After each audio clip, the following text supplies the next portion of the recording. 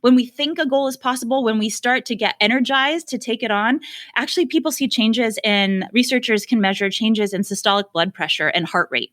These are two physiological indicators that people are getting ready to go, to act, to do something. So by using this visual technique, we change our confidence, we change our beliefs, we change our thoughts about whether we can and want to do this. And when that happens, our body changes as well. Our body literally gears up to take on this challenge that it didn't otherwise think it could. That's Dr. Emily Balcetis, psychology professor at NYU and author of Clearer, Closer, Better: How Successful People See the World. I'm your host, Patrick McGinnis, and this is FOMO Sapiens. When the world's spinning out of control, it can be impossible to know what to do and what to miss out on. That's called FOMO, which is short for fear of missing out. How do I know? Because I coined the term, and I'm the world's first FOMologist. And this is the show where I ask entrepreneurial thinkers, people I call FOMO Sapiens, how they live and work with conviction no matter what life throws at them. FOMO. FOMO. Welcome back to FOMO Sapiens. It's great to be here with you today. And I have to confess something. So I don't know about you, but pandemic has been really lousy for the old social life. However, I have this weird thing that has happened, which is that I actually have kind of a cool Zoom social life. So I've gone to some really cool events. I don't even know how I get invited to these things, but I've been going. And one of the things I do is I go to this thing. It's kind of a big meeting of people online. It's called an influencer event, or I guess influencer dinner, because they used to actually have a dinner thrown by a guy called John Levy, who's going to come on the show later this season. He's a human behavioral scientist, and he brings together a really diverse group of people on Zoom. It's a couple hundred people, and it's this mix of people. You'll have like an Olympic athlete, a scientist, a political reform activist, an actor. He has Dr. Ruth from, Dr. Ruth Westheimer, the famous sex advice therapist. So all these people get together and John facilitates this conversation. And then we get into small rooms and get to know people a little better. And thanks to all of this, I recently met a woman called Dr. Emily Balcetis, who's a professor at NYU, and she studies motivation and vision science. And so I had never heard of that. We started talking in the little room on Zoom, and then we started messaging, we started emailing, and I told her she has to come on FOMO Sapiens because she studies stuff that's so interesting about motivation and how it's connected to biology. And so I feel like for all of us FOMO sapiens who want to do more, be more, get more things done without going nuts, kind of perfect to understand how we can leverage what she does to do exactly that. And so Dr. Balcetis is an associate professor of psychology at NYU, where her research focuses on people's perception of the world and how their motivations, goals, and emotions influence it, especially with regards to visual perception. She is the author of more than 75 scientific publications. That's insane. And her research has been covered by Forbes, Newsweek, Time, Cosmopolitan, Scientific American, and The Atlantic. She's the author of Clearer, Closer, Better: How Successful People See the World. She also has a TED Talk that has gotten almost 4 million views. And we're going to talk about that. It's a really good talk. You should check it out. And that's a lot of views. And so I think the takeaway from this episode, and I hope what you get out of it, is that there's actually a biology-brain connection in terms of what we see and what we get done. And so we can make choices that allow us to be more effective as a result. Now, I have a vision for you actually today, if you don't mind. Please consider subscribing, giving a rating with stars, and sharing this episode or an episode that you like of FOMO Sapiens with somebody who might enjoy the show. So those are 3 S's: subscribe, stars, and share. Please consider doing so. It would mean so much to me. It helps other people find the show. And now, on to the interview. So one of the things that came up with Emily when we were chatting is that actually she works in a lab where they study FOMO. And I guess they actually read my book and they have been studying FOMO and doing all kinds of work on the subject. So I was really honored, and I wanted to start our interview by asking Emily this question. What is going on in that lab? My research team has studied FOMO. They read the book, they experienced it themselves, they know about this, and they wanted to dig a little bit deeper. And one of the things that they found was just this huge gender effect, actually, in the studies that they conducted. They were looking at, nuances to see, does the amount of time that you're on social media contribute to more FOMO? If you pull yourself back from it, do you experience it less? And yeah, that matters. But what the biggest effect that they found was that women are experiencing FOMO, far more than men are experiencing it, or at least reporting it. And I think that opens up a whole host of other questions, which is, is the idea of FOMO, sort of gendered and stigmatized, where in the same way that it's culturally it's more challenging for men to express a larger emotional profile. Is FOMO one of those things that they also aren't really allowed to say that they have? So when our research team comes in and asks, like, hey, are you experiencing FOMO? Maybe men are, but maybe they're not even allowed to say it, which means, we know that there are huge consequences. There are huge consequences of experiencing FOMO. And if men can't even admit to others that they are having that problem, then that's going to be two steps further behind that they are for trying to remedy it. You have a TED Talk out there with 4 million views. Tell us about the talk. What is the talk about and why did it go so viral? The talk is really focused on exercise. And, that's something we all struggle with. It's a New Year's resolution that hits, the top Billboard top 2 every single year for the last many decades that anyone has ever looked at what people set as New Year's resolutions. And it's something that we all struggle with. That's why it continues to be a New Year's resolution. And really that TED Talk and decades of my research have been trying to understand why. Why is it that we set these goals that we continue to struggle having success with? The answers are not that we don't care. It's not that we're not trying hard enough. There's something else. And that's the something else that we've been looking to answer. Now, listeners to the show know that I don't believe in New Year's resolutions. And in fact, when I try to do something new, I start on the 2nd, so there's no pressure. But I want to ask you something. So 4 million views, that's really good. So like a lot of people would think, okay, if I did a TED Talk with 4 million views, I would be like a household name. And I'm curious, did it change your life? What has it done for you, just for folks who maybe want to do this someday? Well, what it's done is given me a broader voice and audience than I would have had otherwise. I mean, that's the whole point of TED Talks, right? It's ideas worth sharing, and they give you that platform to share. And so I'm really grateful for that because I do feel like we have a new perspective to offer on how people can set goals. I too don't think New Year's resolutions are a good place to start for a variety of reasons. There's, the expectations are through the roof. We set goals at the wrong level of difficulty. Basically, all of the ways that you can go wrong when we start thinking about them as our goals as New Year's resolutions. So I'm grateful because I had a much bigger audience to share these insights that my research team and I have come up with. And opportunity begets opportunity. So that audience grew to a larger audience, including the opportunity to write, a longer book about these tactics that can help us overcome the challenges that we experience when meeting our goals. And that book is called Clearer, Closer, Better. And it's about vision science, which is something that you are an authority in. And so I had not heard that term before. So for folks that have not heard of vision science, what is it? Well, it's the idea here that what we see is inherently fundamental to what we think and what we do. And the book is really trying to explore a tactic or a strategy that we can implement, a tool that we have at our disposal to help us overcome these challenges that we meet when setting goals, trying to motivate ourselves, seeing them through, or changing course when we need to. And the idea here is we can use our eyes. Our eyes are freely available for our use and disposal. You don't have to pay a monthly membership fee to have access to what we see. And we don't have to invest in, 4 years of education to learn how to see differently. It's about, the book offers 4 tactics for using our eyes to look at the world in a different way that can help open up possibilities that maybe we didn't know about before when we're trying to figure out how to overcome some problems. FOMO. So you're talking about your actual eyes, not your inner eye or something. You're talking about actually using what you see to become more successful and to get things done, which is, I never thought of this idea before. Okay. And I don't even know what to do. It sounds fascinating. And so why don't you give me an example? Because I'm not sure I quite get it yet. Yeah. I mean, our mind's eye is a thing, right? What we think about, what we can sort of imagine if we're trying to create, a visual in our mind.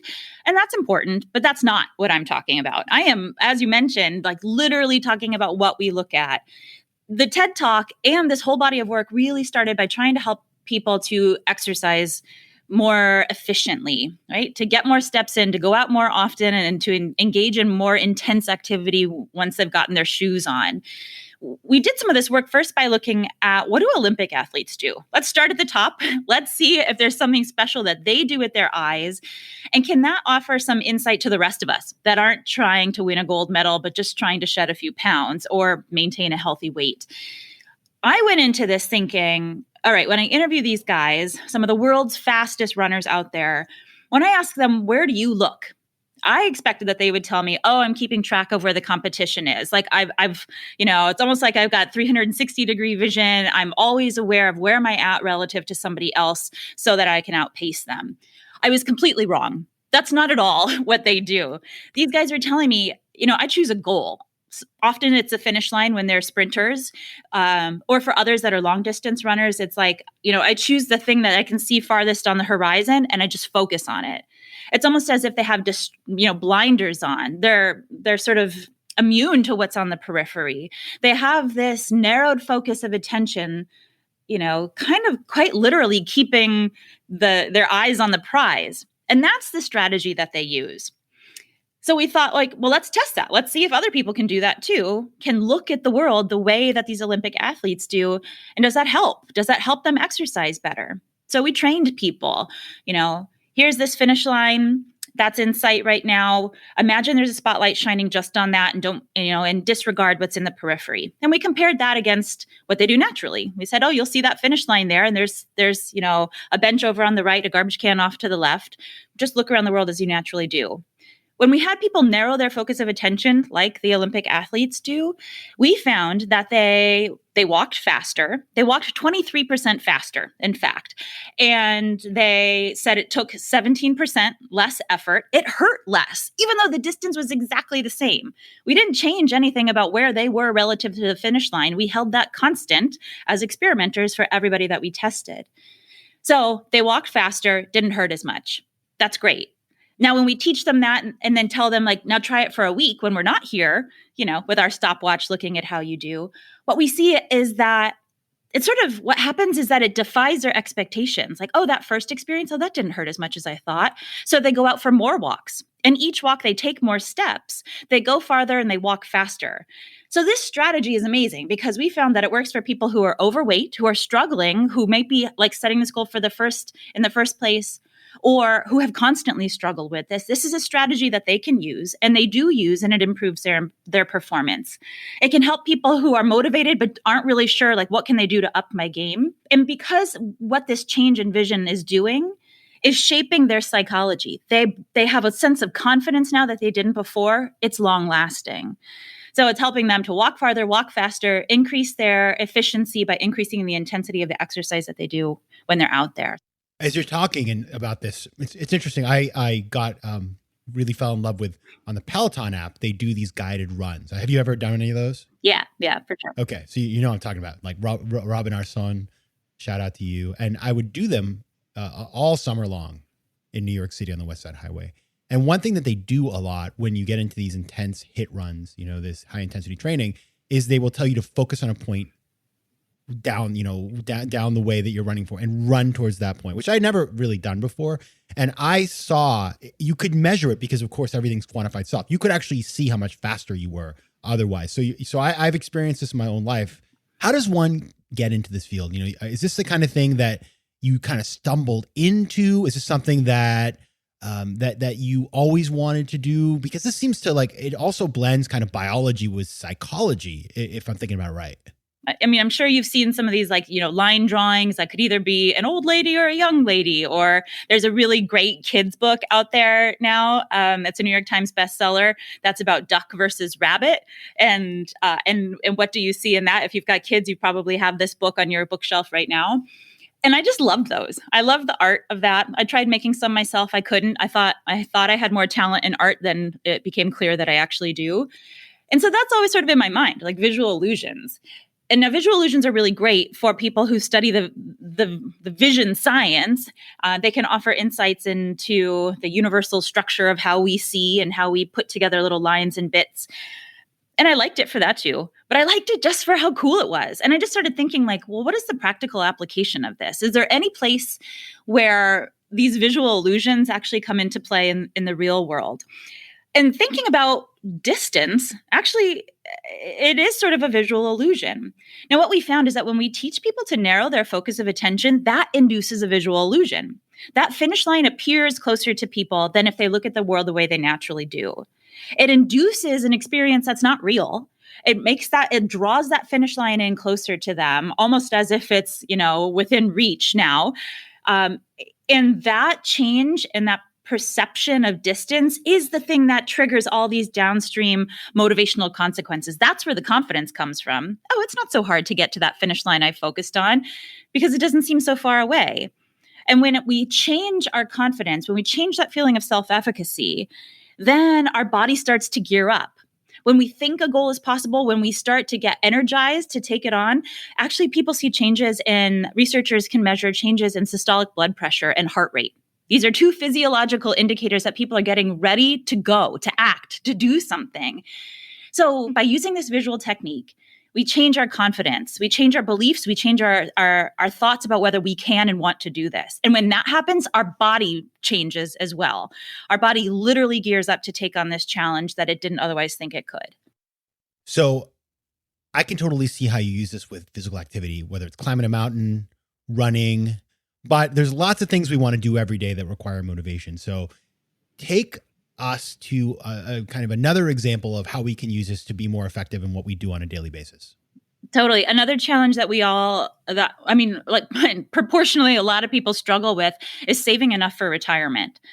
Some of us might get there, right? We might have enough squirreled away that we can live a nice life in our retirement. But a common denominator is that people start too late in life. If you think back to when you learned about interest rates, the idea of compound interest means that if we start with smaller amounts of saving earlier in life, we actually will have more money later in retirement.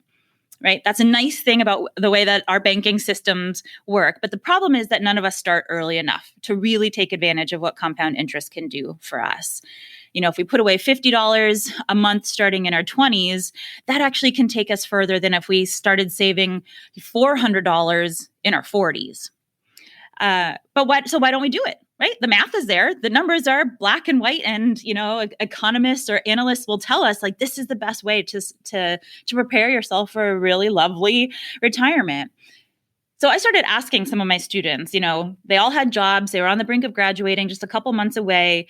Do you save for retirement? You're in your 20s. This is the time where you should be. You've got money that you could use for retirement. Are you? All of them said no. No one is saving for retirement when they're in their 20s, at least the 60 that I asked. And I asked them why. And the number one reason was it just seems so far away. And that really got me thinking about the exercise studies that we had done and the work that we had done with trying to help people to exercise better. And the answer then also was like, I can't get that far. I can't walk that far. I can't run that far. It seems too far away. So there were some commonalities there with like physical distance that someone would have to walk or run for exercise, and temporal distance, the amount of time that separates me in my 20s from me in my 70s when I'll be retired. That distance just seems so far away, it doesn't even seem relevant. So what's some really cool work out there has done is look to see, well, how can we contract that sense of distance? And will that change whether people want to invest for retirement? And the answer is yes. So I did this little experiment where I took a picture of each of my students.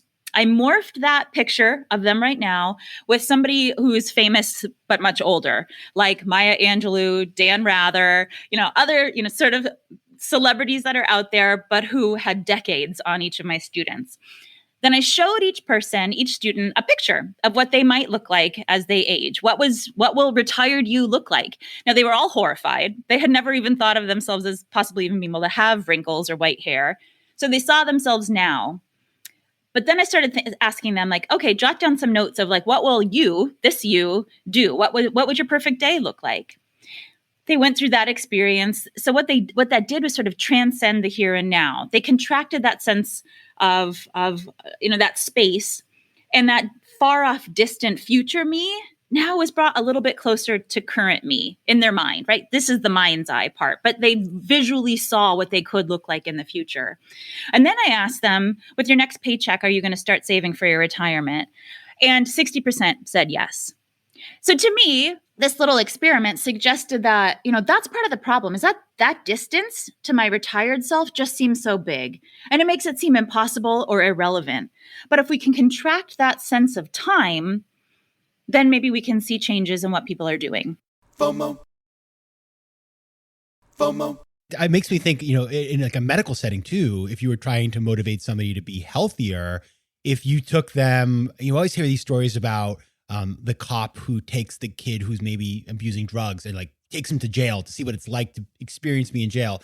I guess it's a similar thing where when you see something and an outcome of a behavior that you're doing or not doing, and then it becomes tangible to you, you are far less likely to dismiss it or not be able to relate to it. Is that right? Yeah, exactly. That's another principle that we talk about. If narrowed focus is one tool that we have at our disposal to, change how we work on our goals, materializing is a second that I talk about. And that's the idea of taking something that's abstract and making it visual and concrete.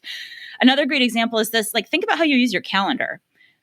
Most of us probably put our professional responsibilities in our calendar, like my appointment to chat with you today. That was in my calendar. A meeting with my boss, that goes into my calendar. What are the things that don't make it into your calendar? For me, that's waking up, getting dressed, taking a shower, feeding my son. I have to do that every day, and it takes a ton of time, right? But I don't put that in my calendar.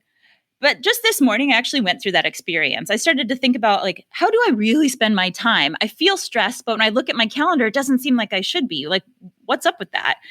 So I started materializing what my day really looks like. And I accounted for what are the things that I can't avoid. Well, I have to take a shower. I have to make my kid breakfast. He's only 4. If I let him do it himself, it would be a disaster. So these are things that legitimately eat away at my time. And if I put them into my calendar the way I put in appointments with my boss, then maybe I could have a more realistic sense of what's possible for me to accomplish in my day. Maybe that could help me better calibrate what my expectations for today should look like. And that nagging guilt about how come I just can't get anything done, maybe that'll temper a bit because there's greater understanding of how I spend my time and I can better allocate it when I'm more realistic about what my day actually presents. So that's the concept of materializing, which is that idea of like, take something that's abstract. What does it look like for a kid who sees a lifetime with drugs and a cop tries to tell him what that could look like? Well, we can do the same thing for ourselves with how we spend our time. That's very powerful. And it reminds me of kind of when people will say like, well, did you ever realize that you spend 23 years of your life on the internet or whatever that is? And you're sort of like, oh my God. So it becomes tangible, materializing. That's a term I hadn't heard before. Now there's so much biology here. And I'm going to ask a question that I don't think it's a stupid question, but it might be. And I'm going to ask it anyway, because why not? If your eyesight isn't as good, then do you have a worse time at these kinds of things? Is there like that connection between having great eyesight and being able to do this stuff? There's really amazing research out there that looks at people who have lost their sight or who never had it in the first place. And again, if you think about, well, like what's happening in their brain? They don't have vision. So do they not have a visual cortex, the part of their brain that processes visual experiences for other people? No, of course, their brain still has it. Well, what's their brain doing? Like, is that part just sort of dead? Does it die off? No, it's repurposed, which is so cool. Researchers have looked at, have done studies where they take goggles and cover people's eyes for 5 days. And in a sense, they make them blind. And they're certain that no light is getting in. They can't see anything because there's photoreceptive paper on the inside. So if light got in, then it would like trigger the film to indicate. So they know these people never saw anything for 5 days. They're in a hospital. People are helping them live their life and watching to make sure they're safe. And in that time, they try to teach them Braille. These people have never, been able to feel or read Braille before. And in 5 days, they're not reading Shakespeare, but they can discern letters of the alphabet. And they do fMRI scans to see, well, what's happening in their visual cortex when you take away sight from people who've had it before.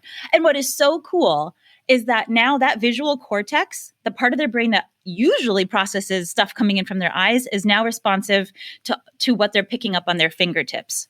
It's as if their brain is trying to figure out another way to see, and they're doing it through their fingers. So people who don't have sight, their brains look the same. Every part of it is just as operational, but maybe even a little bit more magical because it's repurposing itself to do something that evolutionarily it was never trained to do. The brain is trying to find a way to see, and they might do it through the fingers, or they might do it through sound. They might do it through smell. The other senses get heightened for people who lose the experience of one. And so nobody has any excuses then. We have to, our bodies will adapt. We will find a way, even if you're wearing Coke bottle glasses. So for people listening right now and are thinking to themselves, okay, my eyes are open now, both literally and figuratively.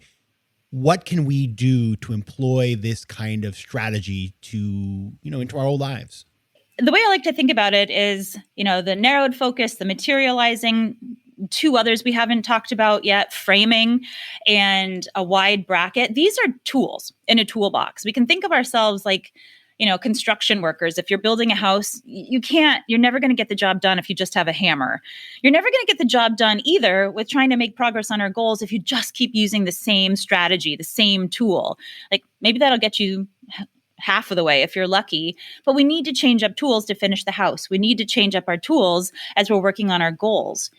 So I would just suggest when you feel stuck, try something else. And the book in this conversation has suggested a couple other possibilities. When you feel like you're running out of steam and you need an extra push to get over that finish line to close out the last 10% of a project that you never seem to finish up, narrowed focus.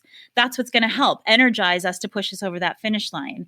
When we're feeling like this just is going nowhere, this is like a sunk cost. I keep doubling down on this project or this line of work, and it's going nowhere and others agree, well, then it's a time to disengage. That's really hard for us to do. How can we see a new way forward then? Well, a wide bracket, taking a step back and, quite literally seeing a forest rather than trees is a way for us to figure out how can we connect where we are to where we want to be, but using a new path. Right? There's some great examples of people that have totally changed their career trajectories in a way that might seem like apples and oranges to us, but to them just seems like a different path to get to exactly the same place where I hoped I would be. And they use that sort of wide bracket idea.